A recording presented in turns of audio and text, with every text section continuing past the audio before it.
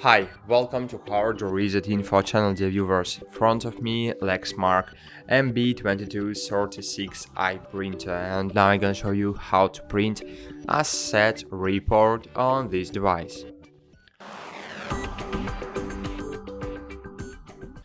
So firstly, you need to open settings. So scroll down your home screen and find settings here. Then scroll down again and find here reports. Find here device. Find asset report. Wait a while.